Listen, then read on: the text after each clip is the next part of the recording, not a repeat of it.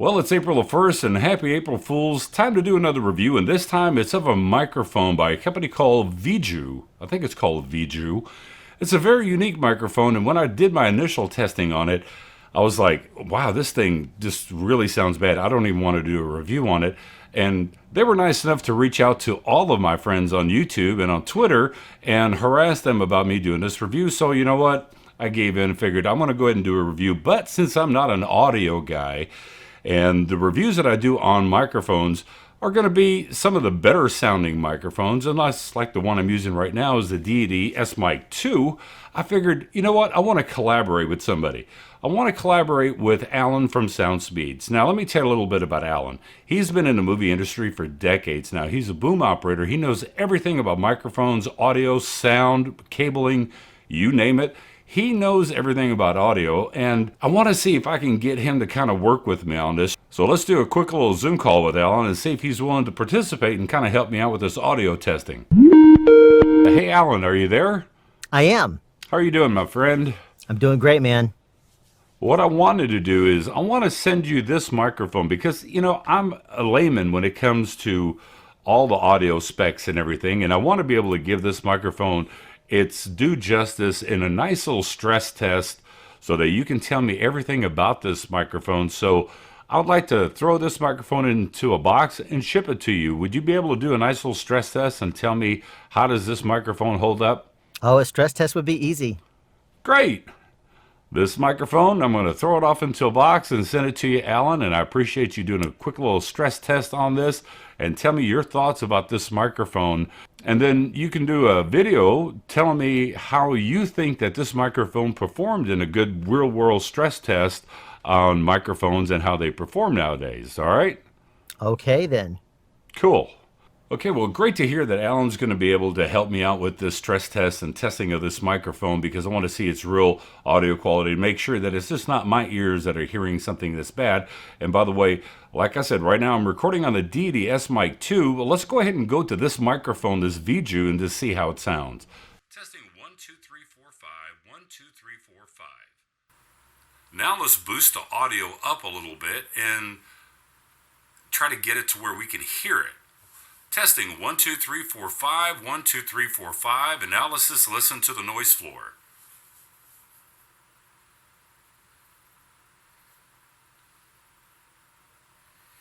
Well, it's time to box this microphone up.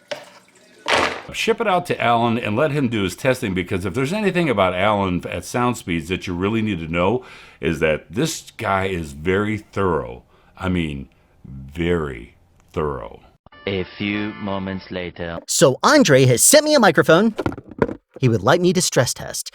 And I find that to be kind of a weird request because I'm a professional sound guy and most of the time people want to get my thoughts on how a microphone sounds. But this is a USB microphone, and I don't get along very well with USB microphones. So I will gladly stress test this thing thoroughly. And if there's one thing people that watch my channel will tell you is that I am thorough in my microphone testing. So without further delay, why don't we open this thing up? I'm opening this upside down so that you're not looking at my address. And I really hope Andre didn't pack it in some sort of a this side up way. I guess we'll see once it's open. Now, once it's open, I'll see about doing a sound check, at least enough to verify that it's working, if I can, that is. Huh. I hadn't thought about that. I guess I should have thought of a smarter way to do... Actually, this was all part of my master plan to do a drop test first. So, I guess that was a pretty successful test. I guess we'll see if it still works. I don't really have a good setup for recording audio on my computer. I usually use external recorders, like standalone machines. Not really recording on my computer, it's not really what I do. And USB microphones are very much not what I do also. But we'll see if I can make this work. Unfortunately, I'm unable to get my laptop to even see that I've connected up a USB microphone. And if I were to guess, it's probably because this cable did not survive the initial drop test. Now, although state-of-the-art in 1996, this USB-B peripheral cable, which, just as a side note, USB-A cables plugged into your computer and sent power outwards to a peripheral device like a printer. And something like a microphone would not go out into a computer via a USB-B cable, at least until VeGue decided to spare no expense and buy up every single USB-B connector they possibly could in the planet, I'm assuming. And that's the reason why 25 years later, we're using those on a microphone. The only microphone that I've ever heard of that uses that connector. I'm probably the only Gen X guy on the face of the planet that doesn't have a collection of old USB-B to USB-A cables in his multiple bins of old AC power cords and cables. But you're looking at the guy that doesn't happen to have one, so I'm not going to be able to do anything with this microphone. At this point, I guess I'll continue the stress test and then I'll send this to Andre and see if he's able to get it to work. Since the microphone survived the initial drop test, I figure we would just go ahead and drop it from a little bit higher and see if it could survive that. So why don't we do that now?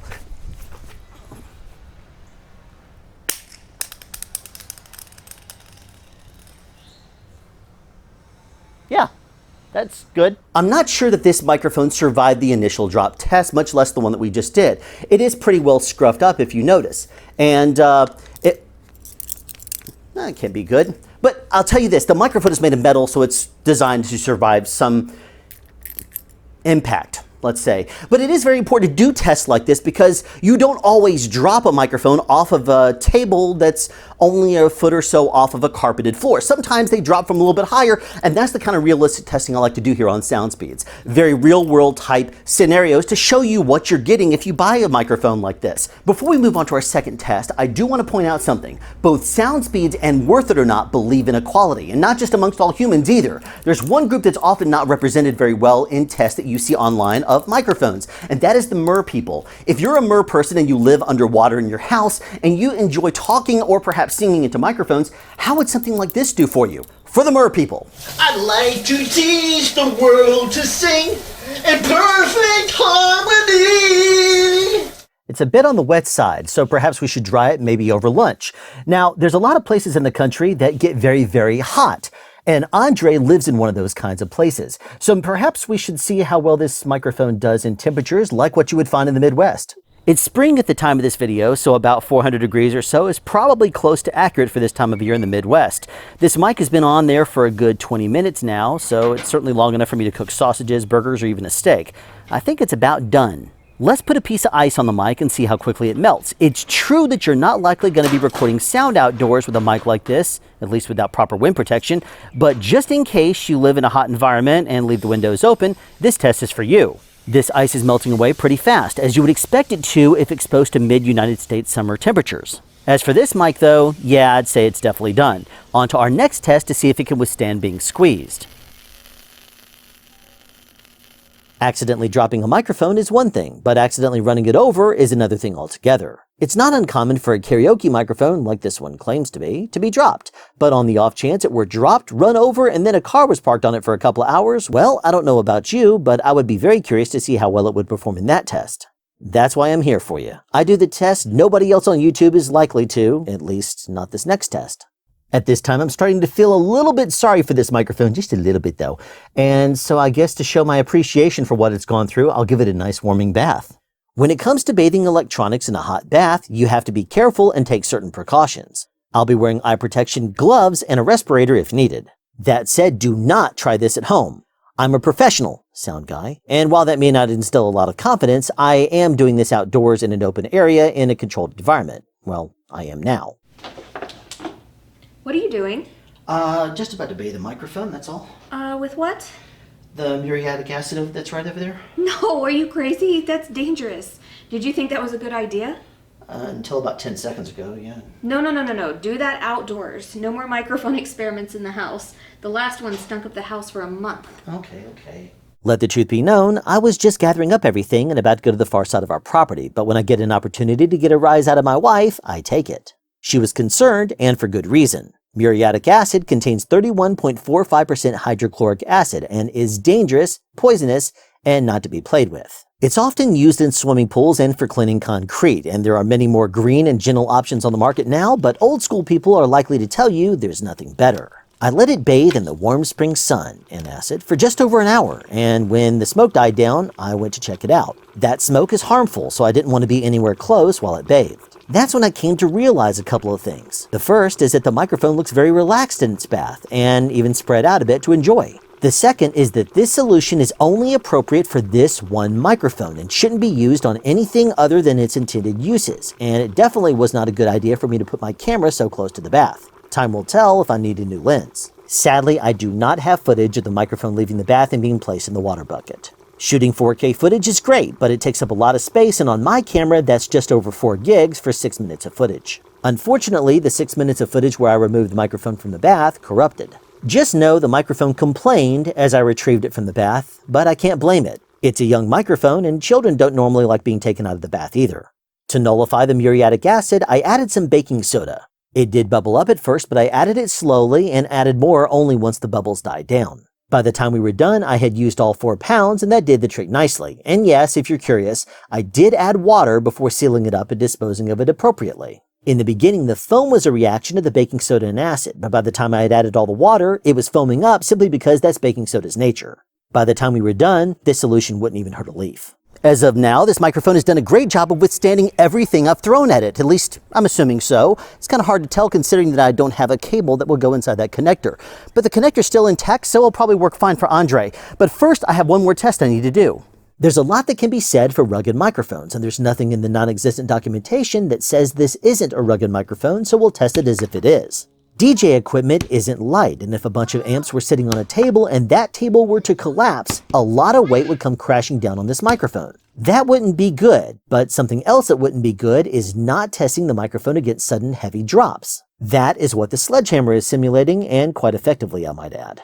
With that, my work here is done, so now all there is to do is send the microphone back to Andre so that he can do one last audio test on it to see if it survived. A few moments later. Well, it's been a little while, and I know that I'm supposed to be getting this package back from Alan. I'm really curious to see how his testing went, so I get his expert opinion on it. Oh, let me go check the door.